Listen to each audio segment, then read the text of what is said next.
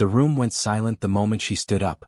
My mother-in-law swayed slightly, wine glass trembling in her hand, eyes glassy with the kind of truth people only spill when their guilt finally becomes heavier than their pride. "We've been celebrating lies for 21 years, she muttered. My fork froze halfway to my mouth. Then she looked straight at me, not at her daughter, not at the guests, at me, and said, "I can't keep lying anymore. The son you call yours is not your son." The sound that left the table wasn't shock, it was collapse. My wife's face drained of all color, her lips parted, but no words came out. Our son, sitting 3 seats away, went still as stone. I felt my heart thud once, hard, and then everything inside me went quiet. Cold. Focused. "Mom, please," my wife whispered, voice cracking. "Not like this." Her mother ignored her completely. "You should have told him years ago," she slurred. "He deserved the truth." My wife reached for my arm, panicked. "Ethan, please." I pulled my arm away slowly. "Hi everyone, my name is Ethan Cole," and in that moment I realized the last 2 decades of my life had been built on someone else's script, not mine. I didn't yell. I didn't stand. I didn't break a single glass. I simply looked around the table, at the faces that had shared holidays with me, smiled at me, accepted gifts from me, and saw nothing but fear. Because they all knew. And what I did next would decide exactly what they lost. And they were going to lose everything. The air felt heavier than the room itself, thick enough to choke on. No one moved. No one breathed. My wife kept whispering my name like it was a shield she could hide behind. "Ethan, please, listen to me." But all I could hear were the pieces of my life rearranging themselves. 21 years. 21 years of birthdays, school plays, scraped knees, late-night fevers. Moments I thought belonged to me. My mother-in-law slumped back into her chair, guilt spilling from her like the wine she'd been drowning in. "He deserved to know," she repeated, softer now. My wife lunged forward, grabbing her mother's arm. "Stop talking. Stop." I raised a hand. She froze. For the first time in our marriage, her eyes didn't hold love or anger or confusion. They held fear. I turned to my son. He was staring at me, eyes wide, not understanding everything, but understanding enough. The betrayal wasn't his. It never would be. I nodded at him gently. "It's okay. None of this is your fault." My wife trembled. "Ethan." I was scared. I was young. I didn't know how to tell you. "Please." "You knew," I said quietly. "You all knew." Her parents wouldn't look at me.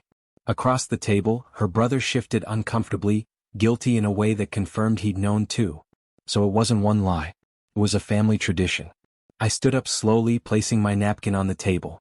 "What are you doing?" my wife whispered. I met her eyes. Starting phase 1. Her face broke. Because she had no idea what that meant.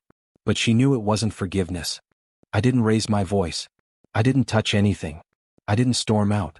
I simply walked to the kitchen counter where my jacket hung and pulled out the folder I'd brought with me, the one no one knew about except me. My wife's eyes widened. "Ethan, what is that?" I set the folder on the table. Her father swallowed. "Son, let's not escalate." I cut him off with a single look. Inside that folder were answers. Ones I had quietly gathered when small suspicions began years ago. Not infidelity, just little fractures in timelines, stories that contradicted themselves, reactions that didn't fit. I never confronted her. I learned instead. Because I believed in our marriage. I believed in her. But I also believed in facts. I slid the first paper across the table, a paternity test request I had filed privately when our son was 9. Not because I doubted him. Because I doubted her. My wife's breath hitched. You tested him?" "No," I said calmly. "I tried to. But someone called the clinic pretending to be you and canceled the appointment." Her mother's hand flew to her mouth. Her brother stared at the floor. I continued, "I didn't push it. I told myself I was paranoid. I told myself you loved me too much to lie to me." Tears streamed down her face. "Ethan, please?" I leaned forward. "You let me doubt myself rather than tell me the truth." Her voice broke. "I was going to tell you someday." "No," I said softly, "you were going to take this lie to your grave." Then I pulled out the second envelope, thicker, sealed. Her face drained completely. Because she recognized it. "What is that?"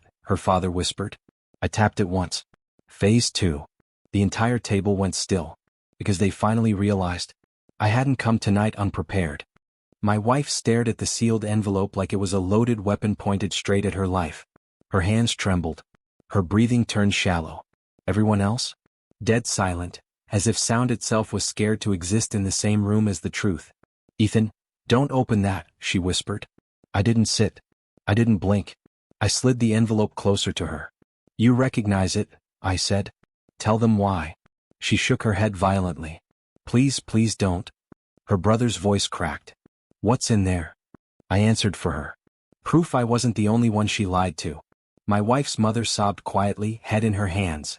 Her father looked at his daughter as if seeing her for the first time, and not liking what he saw. I finally broke the seal. Inside were 21 years' worth of financial statements, hidden account transfers, quiet withdrawals, all small, all unnoticed, all tied to one very specific date. The week our son was conceived. I placed the documents in front of her. "You took money from me," I said softly, "to pay him." Her face crumpled in on itself. "Ethan, I swear, it was only once." I panicked. I didn't know how to explain. "You paid the biological father," I said calmly. "And you've been paying him ever since." Her father whispered, horrified, "Is that true?" She didn't answer. Her silence was the answer. She covered her mouth with shaking fingers. "Ethan, I was young. I was stupid. I was scared you'd leave me." I leaned forward, my voice steady. "You didn't lie to protect our family. You lied to protect your comfortable life." Her body shook as she collapsed back into her chair. But I wasn't done.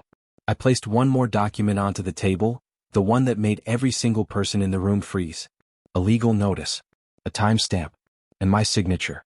Her eyes widened in pure terror. Because this document wasn't about the past. It was about what happens now. My wife reached for the document with trembling fingers, but I placed my hand on it first, not to stop her, but to make sure she understood something. This moment belonged to me, not her lies. Her voice cracked. "Ethan, what is that?" Everyone leaned in. Even the air seemed to hold its breath. I slid the paper toward her. "It's the date I hired a private attorney," I said quietly.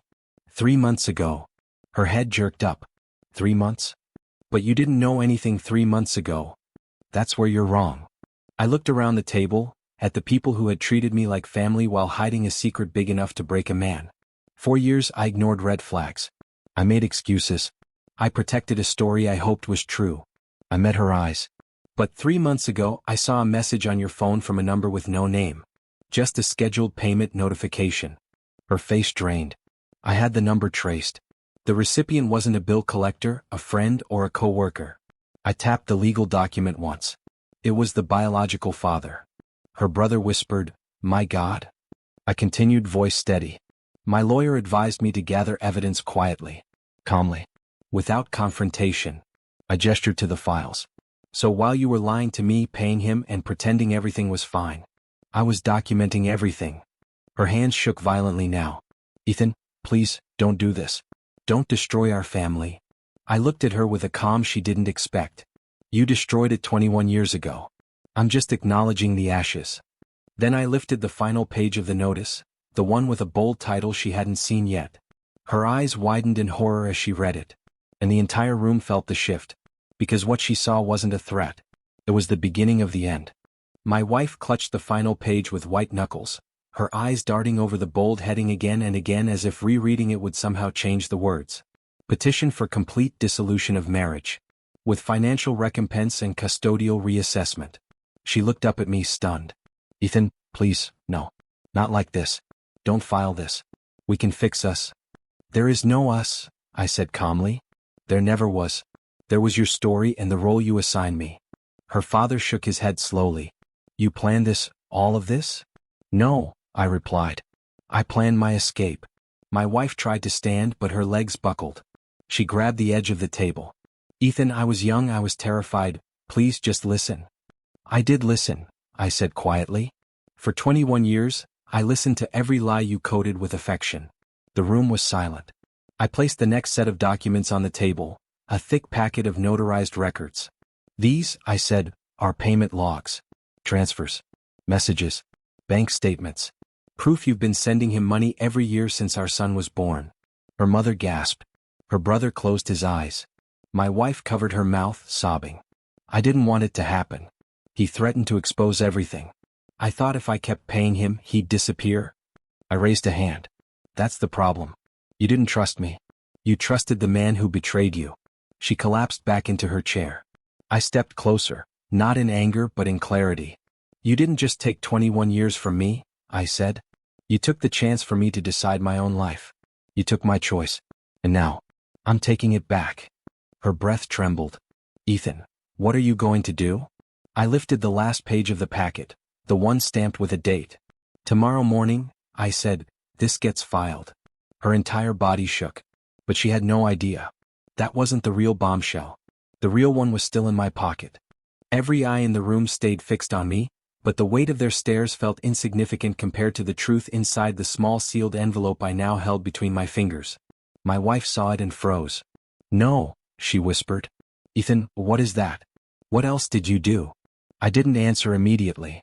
I looked at my son, the boy I had raised, protected, taught, loved without hesitation. His eyes were filled with fear, not of me, but of losing the only father he had ever known. I knelt beside him. Listen to me, I said gently. None of this, is your fault. You are my son in every way that matters. That will never change. Tears streamed down his face as he nodded. Then I stood and faced the woman who had orchestrated 21 years of deceit. You weren't the only one doing things quietly, I said. Her breath hitched. Ethan, please don't. I opened the envelope. Inside was a certified document. A DNA test. Not from years ago. From last month. Her knees buckled. You finally tested him? I nodded. After I found the payments to his biological father. Everyone held their breath. My wife sobbed, Ethan, please, don't say it. But I didn't hand the document to her. I handed it to my son. He unfolded it with trembling hands, scanning the lines, his lips parting in shock. His eyes lifted to mine. Dad, it says you're still? I nodded once. I'm your father. The room erupted, gasps, sobs, disbelief. My wife collapsed, completely undone. Because her final lie, the one she relied on to justify everything, was now the one that destroyed her. And I wasn't finished. I turned back to her, voice ice cold. Tomorrow when I file the papers, I'm also filing for full custody. Her scream shattered the silence. But the consequences weren't done. Not yet. Phase 3 was about to begin. Her scream echoed through the dining room, raw and feral. The sound of a woman watching the world she built on lies finally collapse under its own weight. You can't take him from me, she cried, reaching toward our son. He flinched away. Not toward me. Not toward her parents. Just away from the woman who had spent 21 years deceiving everyone at this table. I stepped between them. You didn't lose him today, I said. You lost him the moment you decided your lie was more important than his truth. Her father wiped his face with shaking hands. Ethan, we never wanted this. I looked at him, really looked. Then you should have told me the truth 21 years ago. Silence. I gathered the documents, slid them back into my folder and buttoned my jacket. No shouting. No rage. Just the quiet finality of a man who had reclaimed his life. My wife crawled forward, grabbing the fabric of my pants. Ethan, please. Don't do this. Don't file. Don't take my son. I'll do anything, just don't destroy us. I stepped back, her hand slipping from my leg. There is no us, I said softly. There never was. There was only your lie, and the people who helped you maintain it. I turned to my son. You ready to go home? He nodded, wiping his tears.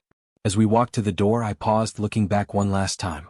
Her family was frozen, guilt-ridden, defeated, exposed.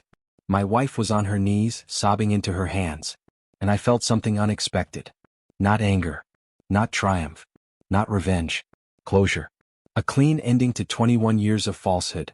I opened the door, placed a hand on my son's shoulder, and said the final truth she never expected to hear. You didn't just lose your marriage tonight. You lost your power. Then I walked out of that house. And never looked back.